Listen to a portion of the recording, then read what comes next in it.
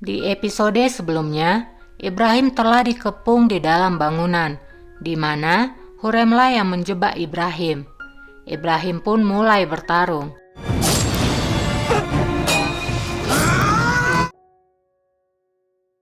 Sementara Hurem masih di perjalanan. Hurem bertanya, apakah Sumbul merasa takut? Sumbul berkata, aku akan berbohong jika aku mengatakan aku tidak takut. Kita seharusnya tidak meremehkan Ibrahim Pasha. Dia adalah seorang Grand Vizier, kepala dari tentara. Selain itu, aku tidak berpikir dialah yang meracuni raja, karena aku melihat kesedihan di matanya saat malam itu. Hurem berkata, Sumbul, jangan percaya dengan apa yang kau lihat. Pengkhianat tidak pernah menunjukkan wajah aslinya. Kembali ke Ibrahim, ia masih bertarung. Ia akhirnya terkena tusukan sebanyak 2 kali. Namun, ia terus melawan meskipun ia terluka. Dan penjahat itu tidak pernah habis.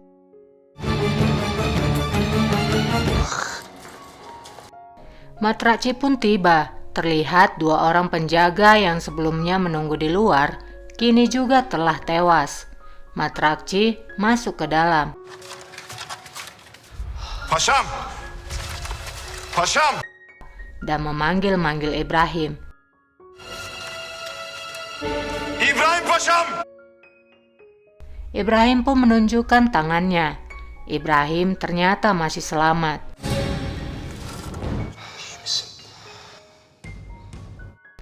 Matraci keluar lagi dan berkata pada prajurit agar berjaga jangan sampai ada orang yang lewat. Dan di sana kita melihat Percem yang mengawasi dari kejauhan. Matraci pun lalu masuk kembali. Ibrahim bertanya bagaimana Matraci bisa datang.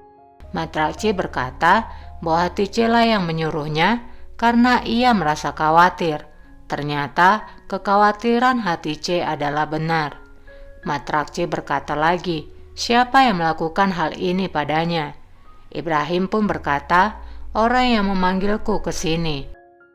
Matraci pun mengerti bahwa orang itu adalah Hurem Sultan. Di Manisa, Mahidevran memandangi Yahya yang sedang bersama putranya. Ia teringat kembali tentang surat yang dibakar oleh Yahya. Akhirnya, Mahidevran berbicara pada Yahya. Mahidevran berkata, aku melihatmu tadi malam. Kau sedang membakar sebuah surat. Siapa yang mengirimkannya padamu? Yahya hanya terdiam. Mahidevran berkata, apakah itu dari Hurem Sultan? Yahya pun berkata, apakah kamu menuduhku? Aku setia pada pangeran. Aku tidak akan pernah mengkhianatinya. Mahi pun berkata, kalau begitu, beritahukan aku tentang surat itu. Siapa yang mengirimnya? Yahya pun menjawab, itu adalah masalah pribadiku.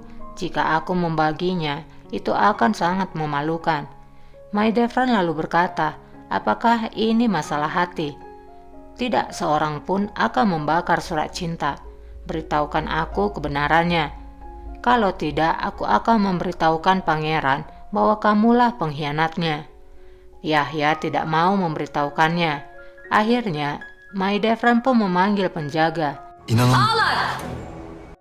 Penjaga pun mendekat, dan Yahya akhirnya mengatakan bahwa ia akan memberitahukannya. Yahya berkata bahwa surat itu adalah surat cinta. Aku tidak punya pilihan untuk membakarnya, karena yang menulisnya adalah Mihrimah Sultan. Mihrimah Sultanımızdır.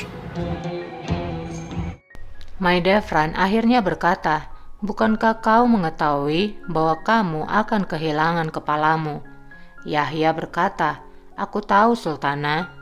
Mahidevran berkata lagi, apakah orang lain tahu tentang ini? Jangan sampai ada yang mengetahuinya. Kamu harus mengakhiri cinta ini. Jangan lupa, hal seperti ini tidak bisa disembunyikan.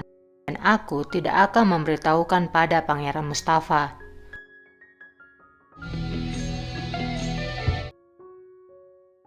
Kembali ke Istanbul, Sumbul menyampaikan bahwa baru saja ia menerima kabar dari Percem yang menyatakan bahwa Ibrahim telah meninggal. Hurrem kemudian menemui Raja. Raja berkata bahwa Ayaspasa telah melakukan penyelidikan tentang racun itu, tapi tidak menemukan hasilnya. Hurrem pun berkata, pasti ada seseorang yang mempunyai kekuatan yang berusaha menutupinya. Raja pun langsung berkata bahwa ini bukanlah Ibrahim yang melakukannya. Jangan membuat ini menjadi bagian dari permusuhanmu dengan Ibrahim. Hurrem lalu berkata, kamu hanya tidak mau mempercayainya. Raja berkata, akhiri argumen ini. Kamu harus mengetahuinya. Kamu adalah orang yang spesial bagiku dan begitu juga dengan Ibrahim. Aku tidak akan pernah menyalahkannya untuk sesuatu yang tidak ada buktinya. Dan aku juga tidak akan membiarkan seseorang untuk menyalahkannya. Gel. Tiba-tiba pintu pun diketuk dan Ibrahim pun masuk ke dalam. Ibrahim? Raja pun khawatir dengan melihat Ibrahim yang terluka. Raja berkata, bagaimana ini bisa terjadi? Hurrem yang melihat Ibrahim kembali, ia pun ketakutan di belakang raja. Ibrahim berkata, aku jatuh di perangkap yang berbahaya. Prajurit terbaikku telah dibunuh. Raja lalu bertanya, siapa yang melakukannya? Siapa yang berani mengangkat tangannya untuk seorang Grand Vizier? Ibrahim diam dan memandang Hurrem. Raja pun akhirnya menyuruh Hurrem untuk kembali ke ruangannya. Sebelum Hurrem keluar, Hurrem pun mengucapkan, semoga kamu cepat sembuh. Ini terlihat sangat buruk. Ibrahim pun menjawab, jangan khawatir Sultana. Seperti yang kau lihat, aku masih tetap tegar. Saat di luar ruangan, rupanya Rustem menunggu Hurrem. Hurrem pun mendekati Rustem. Rustem berkata, sepertinya Percem memberikan info yang salah. Hurrem lalu berkata, aku tahu Rustem, aku melihat Pasa di dalam. Rustem berkata, Ibrahim pasti mengatakan bahwa dirimu lah yang melakukannya. Hurrem menjawab, tidak, dia tidak akan mengatakannya, tapi kita harus berhati-hati. Kita harus mundur beberapa waktu dan menunggu. Tunggu saja pesanku. Kembali ke Raja. Raja menanyakan siapa bandit yang melakukan hal itu pada Ibrahim. Ibrahim berkata, pertama, mereka melakukannya padamu, dan sekarang diriku. Mungkin ini adalah orang yang sama. Aku akan menginvestigasinya dan melaporkannya padamu jika aku mengetahuinya. Jadi Ibrahim ini juga cerdik ya guys. Ia juga nggak bisa belak-belakan menyebutkan nama Hurrem, tapi ia bisa mengambil kesempatan dengan mengatakan orang yang melukai dirinya adalah orang yang sama juga yang telah melukai raja. Jadi itu berarti ia mendapatkan kepercayaan raja lagi karena Ibrahim sendiri juga menjadi korban. Raja pun akhirnya berkata agar Ibrahim segera cepat sembuh. Sultana. Keesokan harinya, saat Hurrem ingin bertemu dengan Mehmet, Kiras berkata bahwa Pangeran Mehmet sedang bersama Ibrahim. Mereka pergi untuk melihat kapal milik Hijir. Hurrem berkata, tapi Mehmet berbicara sebelumnya, ia pergi mengendarai kuda bersama Percem. Kiras berkata bahwa yang sebenarnya yang terjadi adalah Mehmet pergi bersama Ibrahim. Di waktu bersamaan, Kapten Hijir datang ingin menemui Ibrahim. Namun, Sumbul berkata bahwa Ibrahim tidak ada di tempat. Kapten Hijir pun akhirnya pergi. Kiras lalu datang dan menyampaikan bahwa Hurrem Sultan memanggilnya. Sumbul pun menemui Hurrem. Hurrem bertanya, di mana Mehmet? Sumbul berkata bahwa Mehmet bersama Rustem di taman. Hurrem berkata bahwa Kiras mengatakan hal lain. Dia berkata bahwa Mehmet bersama Ibrahim pergi ke kapal Kapten Hijir. Itu tidak mungkin karena aku baru saja melihat Kapten Hijir yang baru tiba dan ingin menemui Ibrahim. Hurrem pun menjadi panik. Ia berkata, putraku Mehmet, Mereka ingin melakukan sesuatu padanya. Hurrem pun meninggalkan ruangannya. Di lain tempat, rupanya memang benar Mehmet bersama Ibrahim. Mereka sedang berdiri di tebing. Mereka membicarakan tentang provinsi yang akan dituju oleh Mehmet. Sementara di belakang mereka berdiri Percem dan para penjaga. Mehmet berkata, "Mengapa mereka berada di sini?" Ibrahim lalu berkata, "Untuk melihat pemandangan yang indah dan unik. Aku selalu kemari ketika aku memikirkan sesuatu." Kembali ke Hurrem. Hurrem menuju kamar raja. Namun penjaga berkata raja tidak berada di ruangannya. Akhirnya Hurrem menemui Rustem. Hurrem bertanya pada penjaga kuda di mana Percem berada. Ia pun menjawab bersama Pangeran Mehmet.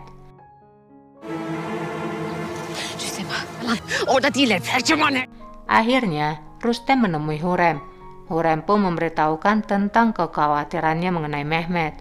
Hurrem berkata, Mehmet tidak di sini, mereka ingin membunuhnya. Rustem berkata, siapa yang ingin melakukannya? Hurrem berkata, Ibrahim pergi bersama Mehmet dan mereka ingin pergi ke kapal Kapten Hijr, tapi ternyata itu adalah bohong.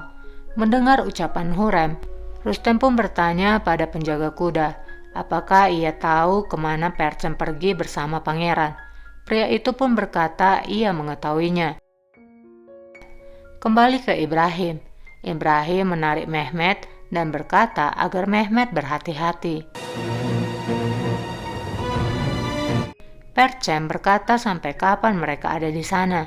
Penjaga berkata mereka akan segera kembali.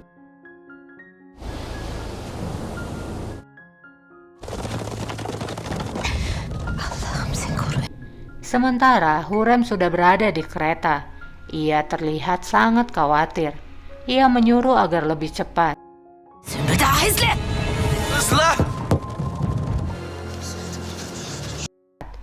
Mereka pun sampai di tempat di mana Mehmet dibawa. Hurrem juga ikut ke tebing. Meski Rustem menyuruhnya agar tetap tinggal di kereta saja, namun Mehmet dan Ibrahim tidak ada lagi di sana.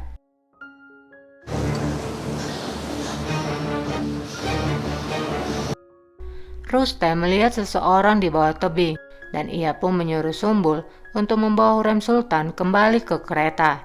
Namun Hurrem tidak mau. Mereka pun turun ke bawah dan melihat mayat itu. Ternyata itu adalah Percem Aga. Hurrem pun semakin khawatir dengan anaknya. Kita tahu Percem adalah kaki tangan Hurrem. Karena itu, ia sangat takut kalau putranya Mehmet mengalami hal yang buruk juga. Hurrem terus memanggil-manggil putranya, namun tidak ada siapapun yang menjawab. Mehmet! Mehmet! Sumbul melihat jubah yang dipakai Mehmet sebelumnya berada di sana. Ia pun mengambil jubah itu, namun ia hanya diam. Begitupun juga dengan Rustem. Hurrem lalu datang melihat jubah anaknya itu, dan ia pun berteriak dan menangis memanggil anaknya.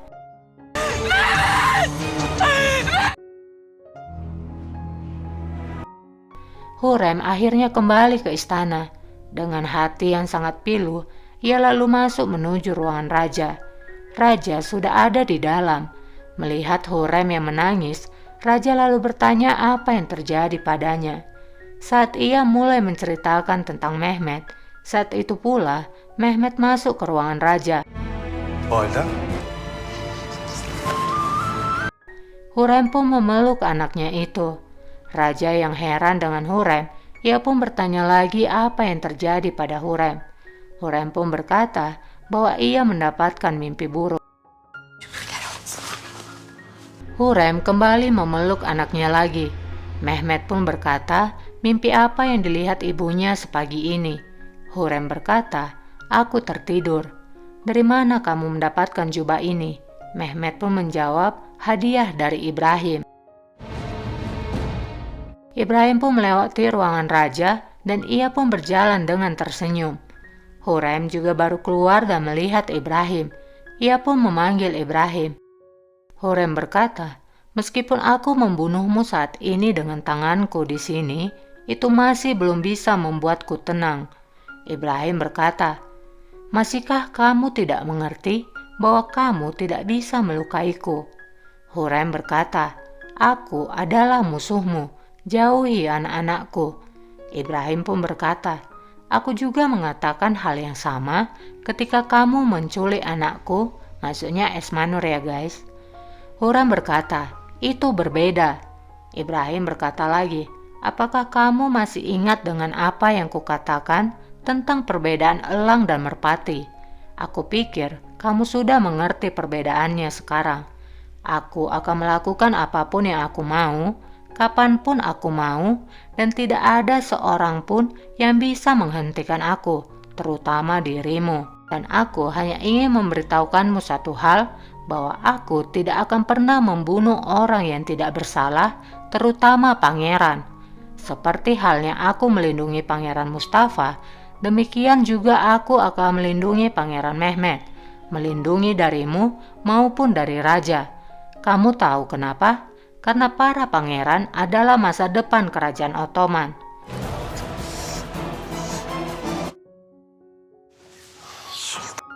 Hurrem pun kembali ke ruangannya, namun Mihrima berada di dalam. Mihrima yang sebelumnya mendapatkan info dari Sumbul bahwa Mehmet tidak terlihat sebelumnya bertanya pada ibunya. Hurrem pun berkata, "Jangan takut, Mehmet bersama raja sekarang." Sumbul yang mendengar jawabannya Hurrem, ia pun merasa lega. Ia bertanya, apakah Pangeran Mehmet dalam keadaan baik. Hurrem pun berkata bahwa pangeran baik-baik saja. Mihrima bertanya apa yang sebenarnya terjadi. Hurrem pun menjelaskan bahwa sebelumnya mereka mengatakan Mehmet di taman, tetapi ternyata Mehmet pergi keluar bersama Ibrahim, dan Mehmet tidak memberitahukan sebelumnya, jadi kami merasa khawatir. Setelah menjelaskan hal itu pada Mihrima, Hurrem pun meminta Mihrima untuk kembali ke ruangannya karena ia ingin beristirahat. Setelah Mihrima pergi, Hurrem berkata pada Sumbul bahwa Ibrahim telah memainkan permainan dengannya, hanya untuk menyakitiku, dan dia berhasil. Aku telah mati bahkan sebelum dibunuh olehnya. Sumbul berkata, "Permainan apa yang dimainkan oleh Ibrahim? Kita melihat jubah pangeran dan Percem yang telah kehilangan nyawanya." Hurrem berkata, "Ibrahim telah memberikan jubah yang lain sebagai hadiah. Dia ingin memberikanku pelajaran."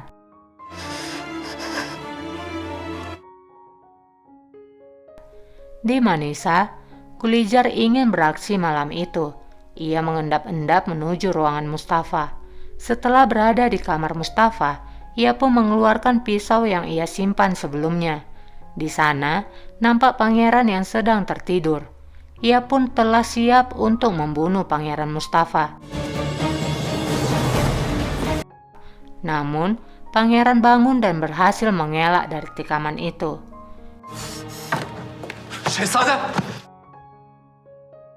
Di Istanbul, raja menemui Hurrem. Hurrem menangis di pelukan raja. Hurrem meminta agar raja tidak mengirimkan Mehmet. Hurrem berkata ia sangat takut. Raja berkata, "Bukankah kita telah membicarakannya?" Hurrem berkata, "Aku mendapatkan mimpi Sulaiman. Pangeran menghilang, lalu aku mencari keberadaannya dimanapun, tapi aku tidak menemukannya. Aku sangat takut. Lalu di pinggir tebing, aku menemukan jubahnya, jubah milik Mehmet. Namun apa yang dikatakan mimpi oleh Hurrem sebenarnya adalah hal yang baru saja ia alami." Raja lalu berkata, "Hurrem, kita harus mengartikan bahwa itu adalah hal baik. Kamu harus membuang pikiran buruk itu dari pikiranmu. Pangeran kita akan menjadi pangeran yang pemberani yang dihormati, dan Ibrahimlah yang akan mempersiapkannya." Hurrem berkata, "Itulah yang membuatku takut. Kau tahu, Ibrahim sangat dekat dengan Pangeran Mustafa dan melindunginya. Mengapa ia harus melindungi saingannya naik tahta dengan tangannya sendiri? Aku ingin Ibrahim untuk tinggal. Ibrahim akan menyingkirkan aku dan Mehmet." Tidak satu pun yang bisa melihatnya, tapi aku bisa. Aku bisa melihat bahaya itu. Raja lalu berkata, selama aku masih hidup, tidak satu pun yang bisa menyakitimu maupun Mehmet. Kenapa Hurrem masih berpikir bahwa Ibrahim akan membunuh putranya, meskipun Ibrahim sudah jelas-jelas berkata sebelumnya bahwa ia tidak akan membunuh pangeran? Kita berbicara dari segi pandangan Hurrem ya. Orang yang berbicara melindungi adalah musuh dari Hurrem, dan seseorang tidak akan pernah mempercayai ucapan musuhnya. Ditambah lagi, ia melihat Ibrahim bisa melakukan apapun dan punya kuasa. Jadi Hurrem tidak akan mempercayai perkataan Ibrahim, dan ia lagi-lagi harus berupaya untuk melindungi dirinya dan juga anaknya. Ditambah lagi, setiap Hurrem mendapatkan bahaya selama di istana, Ibrahim tidak pernah membantunya. Sebaliknya, Ibrahim menutupinya dan membela Mahidevran. Jadi, Hurrem berpikir mana mungkin Ibrahim akan melindungi anaknya. Di istana Hatice menanyakan kemana saja Ibrahim seharian. Ibrahim lalu berkata bahwa ia sedang sibuk bersama Hurrem. Aku memberinya pelajaran hari ini, di mana ia tidak akan pernah melupakannya sampai akhir hari-harinya. Hatice berkata apa yang telah Ibrahim lakukan padanya. Namun Ibrahim tidak memberitahukan apa yang telah ia lakukan. Ibrahim berkata, mulai dari sekarang Hurrem tidak akan mengganggu mereka lagi. Kembali ke Manisa, Gulijar pun akhirnya dimasukkan ke dalam penjara, dan Yahya melaporkan pada Mustafa hasil dari penyelidikannya bahwa Gulijar telah disuruh oleh Hurrem.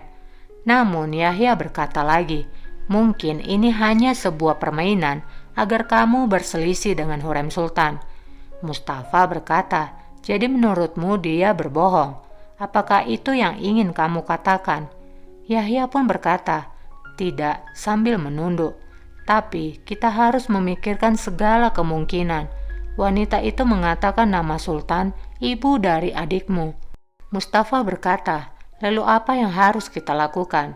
Yahya pun berkata, lebih baik mengeksekusinya dan melupakan tentang insiden ini, karena setiap langkah yang kamu ambil akan memberikan konsekuensi yang serius. Mustafa berkata, itu memang benar, seperti yang kau katakan. Namun mungkin akibat terbesar yang akan aku tanggung adalah langkah yang tidak aku ambil, seperti mereka menyerangku saat aku diam. Yahya pun berkata, semua keputusan ada di tanganmu. Berikan perintah padaku, maka aku akan melakukannya. Kira-kira apakah yang akan dilakukan oleh Mustafa? Apakah ia akan mengeksekusi Gulijar atau melakukan hal lain untuk membalas dendam? Kita ikuti aja alurnya ya. Pagi hari di Istanbul, Hurrem menemui Mehmet. Ia berkata, kamu tidak akan pergi kemanapun tanpa memberitahukan kepadaku. Mehmet lalu berkata, aku bukan anak kecil lagi, ibu.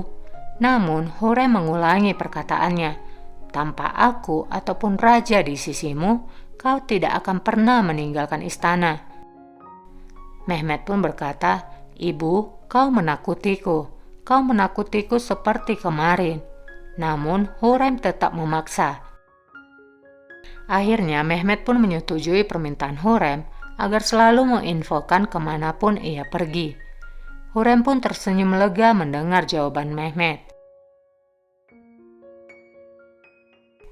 Malam pun tiba.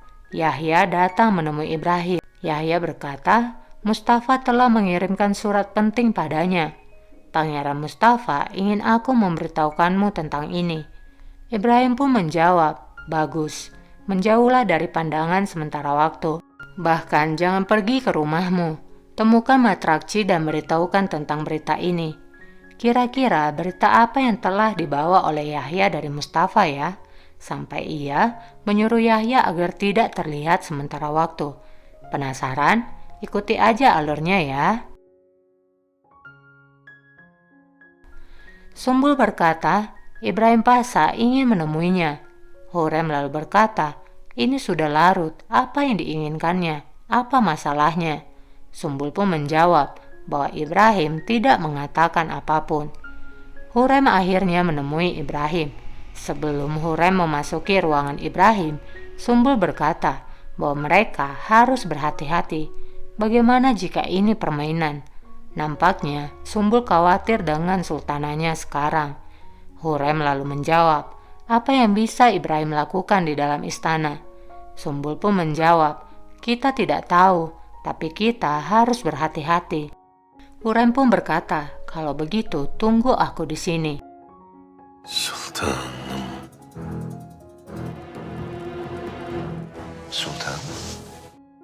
Hurem pun lalu masuk ke dalam ruangan Ibrahim. Hurem berkata, aku tidak punya waktu untukmu.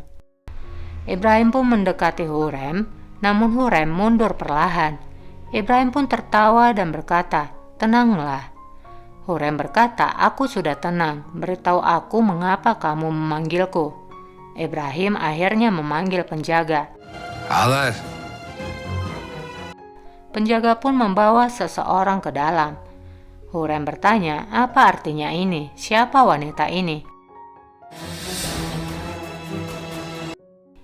Tudung wanita itu pun dibuka.